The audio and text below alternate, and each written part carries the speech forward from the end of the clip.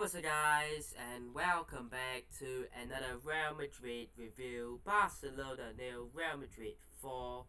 Wow, that was unexpected. Very unexpected in fact. Look, I said in the review in the Valladolid game slash kind of a preview for this one that you know what, a comeback isn't the most impossible thing ever, but in order to achieve the comeback, you cannot think of the last three Clásicos where we did lose all three in our last three, but you cannot be thinking about those games going to the game. When you step on that pitch at Camp Nou, at Barcelona's home ground, with majority of the fans, Barca fans, roaring their team on, you cannot think about what's happened in the last three games. The 3-1 defeat in the Super Copa final, the 1-0 defeat in the first leg of the Copa del Rey at the Bernabeu, and also the league defeat 2 weeks ago at the Camp Nou. So, look, we went on, we stepped on the pitch from minute 1 to the end. We did not let the last three games affect us, bother us. It wasn't an issue, and we went out there and we did well. And we're gonna be proud of ourselves. We're gonna be looking at that going, what a performance that was. From the first minute to the end, we played really well. But before we do talk more about Real Madrid and the game, I want to give a shout out, and I think Barcelona deserve something, especially how they played the first day at the Bernabeu. It was a pretty good game for Barcelona. But what they've done this season is incredible. I mean, Xavi's going to win his first La Liga as a manager. He's won multiple as a player. Now he's going to win one as a manager. That's for sure. They already won a Super Copa for us.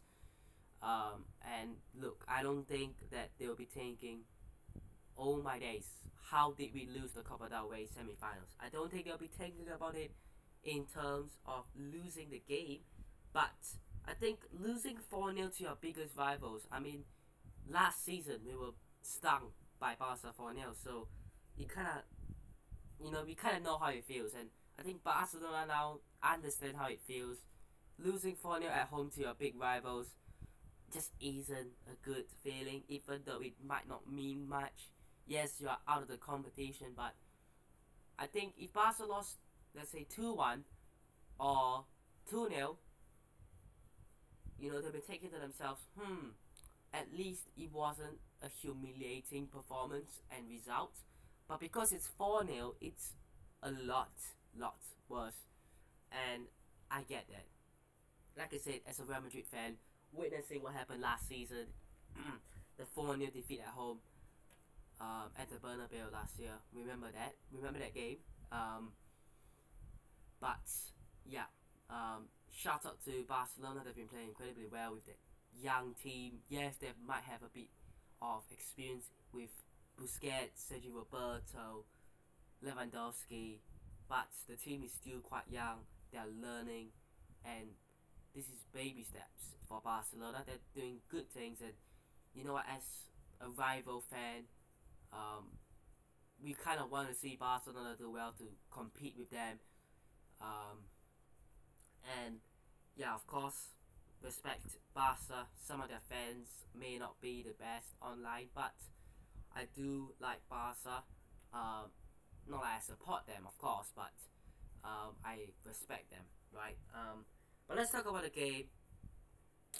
Let's talk about the first goal scored by Vini Jr. The goal is given to Vini Jr. because when he scored and when Benzema basically tapped it in, the ball already went over the line, so it's Vini's goal, rightfully so. This is a brilliant transition into a counter attack, by the way, because on one end, Lewandowski is denied by Courtois, and on the other end, Real Madrid are in the break. Or should I say on the break, with Vini Jr. and Benzema playing on 1-2 before the Brazilian scoring with the outside of the boot attempt. Like I said, it's Vini Jr.'s goal because after he shot it. It went across the line before Benzema tapped it in. So it's Vinicius' goal. But it didn't really matter because Benzema did went on to score another 3 anyways, right? Back-to-back hat-tricks for Benzema. I mean, incredible. I'm pretty sure he's the first player since Puskas to score a hat-trick at the Camp Nou. I mean, the first Real Madrid player to score a hat-trick at the Camp Nou. I mean, that is some incredible statistics that I did not realize and I did not expect. You know, I think if you ask any fan out there, who do you think the last player to score a hat-trick at the Camp Nou for Real Madrid would be? They'll probably say Ronaldo, like Cristiano Ronaldo, maybe Raul. But the fact that you're telling me it was all the way back to the Puskas days is something I wasn't really expecting. So fair play to Benzema. His name will live long in Real Madrid's history. Yes, he might not be the most skillful. He might not be the top scorer ever. He provided a lot to Ronaldo when he was here. But this past few seasons, especially when we had our successors, don't talk about like the first few seasons after Ronaldo left, but last season and in fact this season, he has been very crucial to our success. And the second goal, and the third goal, and the fourth goal was scored by him. Second goal, Benzema drilling it into the bottom corner, following Modric with a brilliance. I mean, look, that was brilliant for Modric, but Benzema with a finish into the bottom corner. The second goal was scored once again by Benzema. Vinny Jr. turns back. He's running backwards. He was in the box, and he was turning backwards. And Cassie went up to him, basically tripped him, stepped on his foot, and it's a silly penalty. I said this sometime last year, that any player in that situation, if it's minor contact, whether it's a penalty or not, whether you think it's a penalty, the referee will look at it going, there's contact, it's in the box, he stepped on his foot, it's a penalty. And Cassie did something that was not necessary and was a bit stupid.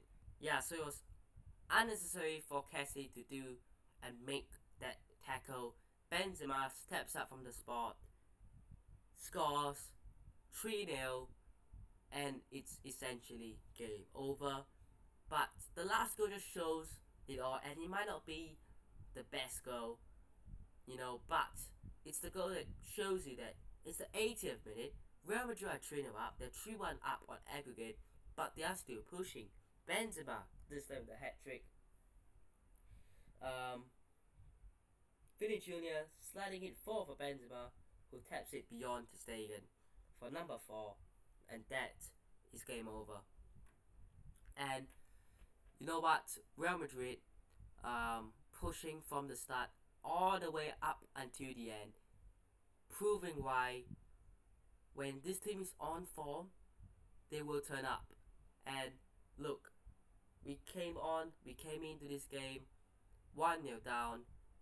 I think the odds were against us. I think the odds were in favor of Barca. 1-0 up at home. You're probably looking to defend your lead. Maybe try to go for a 0-0, maybe even 1-0. But to then come away with a 4-0 victory at the Camp Nou, playing incredibly well. Benzema getting a hat-trick like it's no one's business. Vinny Jr. running the show. Modric playing incredibly well in midfield at 37 years of age. The defense was pretty good. Militao, a leader. Courtois making a couple of big saves. The team is playing really well. Oh, I forgot one player. Camavinga kept Rafinha quiet and then kept Ferran Torres quiet for the game. I mean, it's not an easy job. as a midfielder deployed at left back, but he did his job. Youngster, and you know what? That was incredible from the players on the pitch. And let's talk about some remaining chances. I mean, um, Barca had a few, I guess. Balde with an effort pushed away by Courtois. That's about it, to be fair. I suppose there's one here. Vinny Jr. squaring it for Asensio, who forces Asensio, who forces Ter Stegen to get down low to push it away. That's about it. Um, but solid performance, solid results. We move on to the final to play Osasuna, and remember a month ago where we played Osasuna, the two managers, Ancelotti and Osasuna's manager, was saying, meet you in the final, see you in the final. And you know what? Maybe two teams who might not have been favorites to get there. And you know what? If before that game, before the first leg against Barca, you ask me, who do you think will make it through? I'll probably say Barca. And I think the other leg, I'll say Bilbao. But both Real Madrid and Osasuna have made it through. They will take on each other in, I believe it's May, isn't it? Is it May? I'm pretty sure. I mean, look, we've got a couple of games. Let me just find it. I have it somewhere. But here is our remaining fixtures. So we've got Villarreal up next at home. We have Chelsea at home. We'll be going away to Cardiff, away to Chelsea, home against Celta Vigo, home against Girona, away against Girona, home against Almeria, away against Real Sociedad, and it's the Copa del Rey final against Osasuna on the 6th of May. So let's give you a timeline basically, because this is Spanish time basically. Basically it's European time, right? So 8th of April we've got Villarreal. 12th of April we've got Chelsea, first leg at home. 15th of April we've got Cardiff away. 18th of April we have got Chelsea at the Bridge. 22nd of April we've got Celta Vigo at home. 26th of April we've got Girona away. 30th of April we've got Almeria at home. The 3rd of May we got Real Sociedad away, and the 6th of May we got Copa del Rey final against Osasuna. So some big games coming up. It's basically a game every 3 to 4 days from now up until the 6th of May, and then we'll see what happens from there. But some interesting games, last couple of games coming up. Do I think we can win either the Champions League or the Copa del Rey? I think the Copa del Rey is a big chance to win now. You got Osasuna, and no, I won't be here disrespecting them, but because we played them 2 times, of course, this season. We drew 0-0 the first time, and we recently beat them 2-0 away. So they are a side that can be very hard to beat. So we're not so sure how. In fact, I think we drew them 1-0, didn't we? Not 0-0, 1-0. But either ways, they're a side that knows what they're doing because they're here, and they'll be hungry for it because they want to surprise everyone by winning a trophy, no disrespect, but also by beating Real Madrid in the final. Something that not many teams have done. And yeah, they are a team that are very good side. And in terms of the Champions League, look, let's speak briefly about Chelsea, because I thought Bruno, was it Sauter, was going to be the interim and from now to the end of the season, but he was interim for 1 game, was against Liverpool, and then they hired back Frank Lampard. Now whether it's a good thing or a bad thing, you know, split opinions, right? But I would say that we did play. Was it against, when we played Chelsea 2 years ago? Was it? It wasn't. No, it wasn't against Lampard's Chelsea. It was against Tuchel's Chelsea. So, look, I'm not so sure what to expect from Lampard. I mean, again, I'll have a look at Chelsea's games because I want to see how many games they've got left with Lampard in charge. They've got one more game against Wolves at Molineux. So that's one game, I suppose, where we can have a look at how Lampard sets up, how they play, if they win that game, if they lose that game. But I think I'm kind of worried compared to someone like a Bruno Salta, because after all, Lampard did take over Chelsea and then did take over Everton, so he has that experience as a player as well. He's been there, so he knows what he's doing. But right now, I think if you go ask majority of fans out there, I think a lot of people will put their money on Real Madrid, and whether Real Madrid will and are favourites, I'm not so sure. I mean, look, if the Real Madrid against Real Madrid and Barcelona shows up, we'll tear Chelsea apart. We will tear Chelsea apart.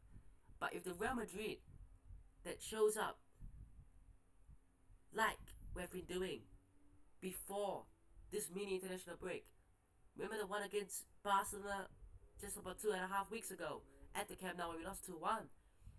How about the one against Atletico where we needed a youngster to come on to score a late equalizer? Or we go down the road to the defeat to Leipzig or whatever. If you have this kind of Real Madrid at the Bernabeu, Chelsea will cause us problems. And I've been watching Chelsea, and I think going forward is the problem. I think defensively they're pretty solid. So can you break them down? I'm not too sure, but it'll be a good watch, that's for sure. And yeah, that'll be it for today's Real Madrid review. Let me know your thoughts down below. Hope you guys have enjoyed today's review. Hit the like button if they subscribe to the on already, and I'll see you guys in the next one. Peace.